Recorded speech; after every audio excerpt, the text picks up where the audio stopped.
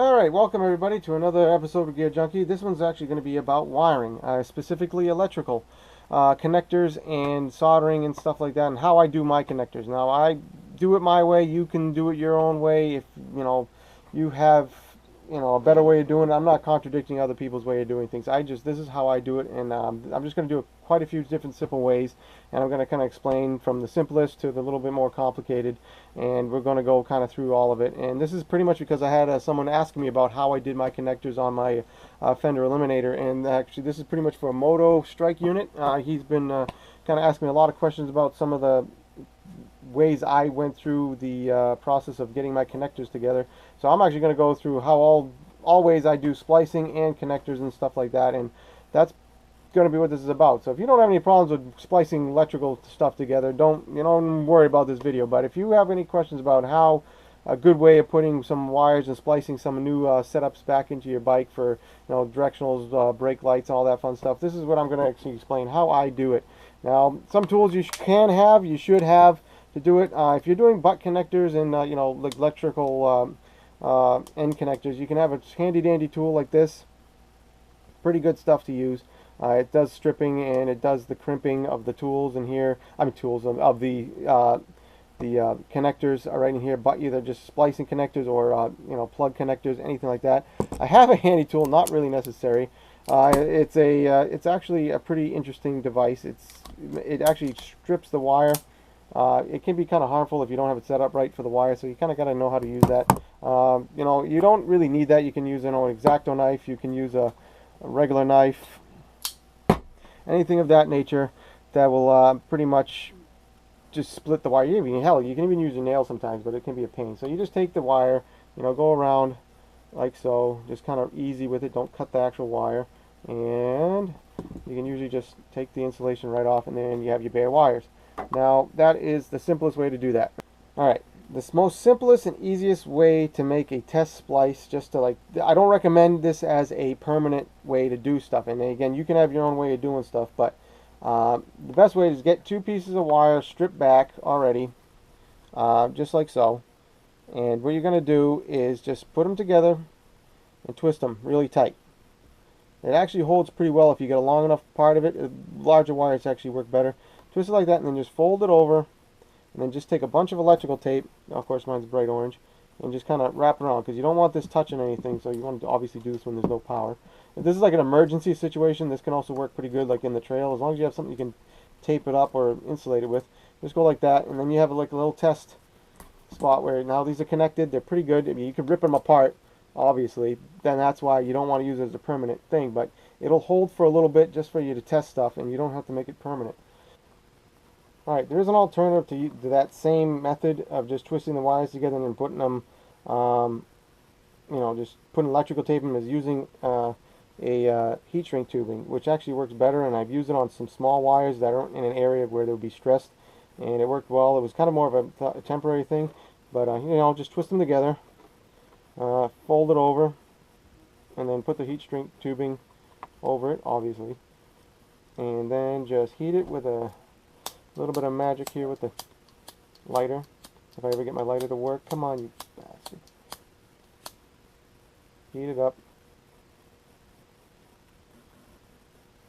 Alright, you can either use a heated iron or whatever, but you want it to kind of look like that, and that's a pretty tight fit, but you can still, if you grab it and you pull it, you can still pull them apart. So it's not like it's the strongest hold ever, and that's the problem with it. So if you're going to do it, using a place is not very stressful to the wiring. That's why I say I don't recommend it, but it is a way to do it. Now the better way to do that whole thing is the next method. Alright, this next method I actually do recommend using, because this is the proper way to do it actually, and this is not a test one. This is kind of permanent. I like to cross my wires. Actually, I didn't really explain that before. Cross them and then twist them like that, so they're really in a good tight twist like that. And what you're going to do is you're going to solder them together. Now, I'm not good with soldering. I'm going to be honest with you. It's not something I'm very great with, but I can do it. If you don't really feel comfortable doing it, we're going to do butt connectors next anyway, which is another method that's very simple for anybody to do. But just get your solder going. I'm, again, not great with this. People probably laugh at it, how well I do this, but you get it going. Come on, you got this.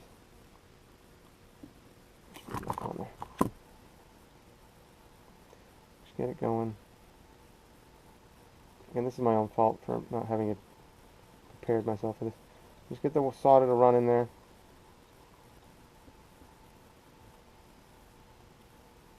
That should be good. And you got a pretty darn tight connection there.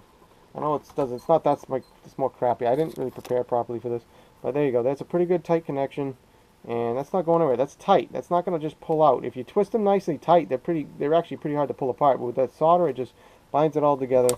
And just be careful because it is still hot. Just fold it down, put your heat shrink over it, and then just heat shrink it, and that'll be a pretty darn permanent bond. I don't want to ruin another piece of heat shrink tubing, but that is right there. You can electrical tape it, but this is going to be a solid hit. This tubing is going to shrink down on it. It's going to work perfectly for you, and that's a permanent bond. Solder and that's going to be a great splice right there. No problems, and it's just a little thicker right there. It's not even that bad. So that'll take care of it. And you're going to rip your wires apart before you ever get them actually apart. All right. The next method I'm going to be using is showing you about like Crimp's connectors, or butt connectors I call them over here. Maybe you call them something different, but all they are is a connector that is pretty much got a crimpable end to it that, this is a little larger than the wire I'm using, but you just put the wire in here and you crimp it down. Now these connectors are like kind of one-time use. Once you crush them, they're kind of, if you screw up, you're done. But I have been known to, if you don't get them just right, sometimes you can open them up again, but if you go too much, you're pretty much done. So don't try to fiddle with a bad connector, just get another one. You have to get them for the right size wire, but this is just kind of extremely to show you how it works. You slide the connector in there, and if you don't have the tool to, for crimping, that just goes in here and you crimp them down, you don't need that. You can use like a pair of pliers, vice grip, something, and you can crush it down. You just put them on there. Now, hold on, I gotta get the pliers on a good spot, and then just get it on the wire where you need it, and then just crush it down, and really get some gusto on it, because you really need crush it down. Make sure you get it pretty flat, and that it's in the crimp area. I mean, you want to be real careful to make sure the wire's actually getting crimped and you're not just squishing everything out. But you can get them. This connector is bigger than the wire I'm using, but you can see that's a pretty darn good connection, and it's not going anywhere. But you probably, if you really tried, you can pull it out, but you really gotta try a lot harder than you think you ever should have put stress on the wire. So you do have to really watch what size you're using, because if the right size means a lot. What size connector is for the wire you're using, so pay attention to that when you're buying. They have some with insulators. There's male and female ones like these blade connectors. They're really good for making non-permanent connections. They do have some that have insulators on them, so that when you put them together, they're kind of waterproof. You can also get these and get a larger shrink tubing, and they actually fit over them. Not this one. Yeah, this one actually kind of fits over it. And you can shrink tube over these, and then that'll hold it kind of together even better. Make it a really strong connection. That's kind of what I do, so I'll kind of do two right here quickly here. Alright, now if you're doing just the butt connector, which is going to be probably most common, just splice type style thing, if you're just cutting and putting another connector on, you're going to take your wire with it stripped back just enough that it's going to fit in there, and you just crimp it down. This is what the tool does. If you use the pliers, it's a little harder, but it's a pretty good pull on them when you're done to make sure that you got a good connection. But that's pretty much all that is, and that's going to be on there. And then you're going to take your next wire and put it over. Now before you put your next wire on there, make sure, if you're using like a shrink tubing, which I recommend on it, you put the shrink tubing over the wire first, which is always recommended, and make sure it fits over the connector the size you're using, because if you don't have it over the connector, if it doesn't fit over the connector, you've wasted your time. But you put it over it like that, and then you get your crimper, and you just crimp it down. These connectors are very cheap too, but there you go. That makes you a splice, and then you put this over it, and it makes it that much more tighter and sealed up. That's how I do it, and that makes my connections for that style, and it's pretty tough. They're not really going anywhere. Now I also put two connectors on here. You can do the same thing if you want to make it so it's not so permanent. Put your connector on, put it together, slide your insulation tubing over it, and then you have it on the other side like that. So and then those two are kind of stuck together. They're waterproof, and the shrink tubing is going to actually hold it together really tight. So that's pretty much connectors, and this is the tool. If you don't use it, you can use pliers, something like that. That's going to be pretty good. These are actually a combination, pliers and cutters. They do crimp it down, but you don't get a good crimp as you do with the actual tool usually. But now as far as pronged connections, I don't have any of those prong ones like the factory connectors on the WR I was doing, but I do happen to have my actual fender here. I want to show you how they do it, and this is kind of how you want to do it, because these wires are very small. So I'm going to pull one of these out in a second, and I'll show you how I got the whole entire thing together. Alright, this is how the factory did theirs. Now I'm going to try to get this on camera. There's two little tabs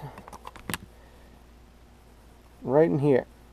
There's two, and then when you get it from the factory, they're sticking straight up this way, and you just fold them over each other. And there's a tool specifically to crimp this. Now they want the two little ears right here crimped over the insulation, and they did it over the rubber.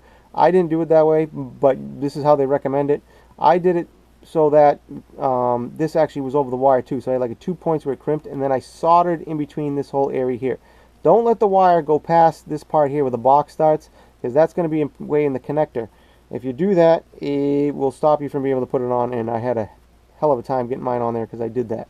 I put the wire too far forward, soldered it, but I just soldered it in here like this. After I crimped it a little bit with the pliers, it was a little bit messier than this factory connection, but I was able to get it to solder up nicely, and it was a very good tight fit.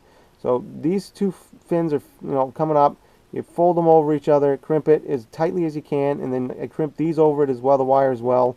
You can do it over the insulation too, if not, or use it. They do give you, depending on what your kit is, some rubber insulators. You can do that, and that'll give you your connection that you need. And I soldered it in between because I wanted extra connection, solid connection too, because I wasn't able to crimp it as tightly as the factory connection can be. But that's pretty much all you need for a prong, and these come out pretty easy if you screw them up from here. If you put them in wrong, they only fit one way, so you can't really screw up putting them in. They won't go in any other way. But all you do is put I used a paper clip actually, and you on the top of the connector where this, you'll see where the tab is here. That's the top. At least that's what I'm calling the top of it. You put it into that tab, and there's a little tab there, and you just kind of pry up a little bit. Just be gentle, and you can just pull out the connector like that, and it'll come off, and you can pull all your connections out. And that's, if you screw up and you put it in the wrong spot, you can fix it. I kind of did that with mine, so I don't know where I went wrong, but I did that once and wasn't a big issue at all. So that's that. Very simple to do. Not nothing major with those. It's just I don't have any prongs to show you how to crimp them, because I used up the ones I had. So if you have any other questions about it, that's it. That's all I got. I mean, wiring is pretty simple to do, and again, soldering or using the crimpable connectors or the butt connector to splice, it's not a really hard thing to do. These crimping tools are everywhere.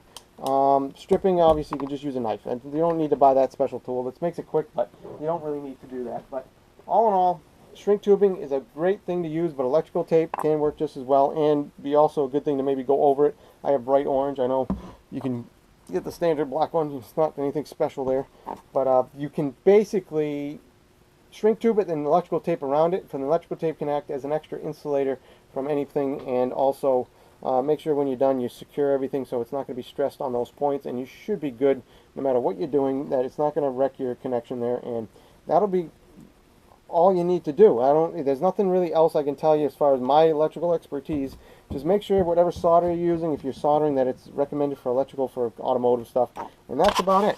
So in any case, not really much for the tools here. I mean, I got this handy dandy case from, I think it was Pep Boys Automotive Supply. It's got an assortment of different tubes already cut to length. You also can buy it in a roll, heat shrink tubing.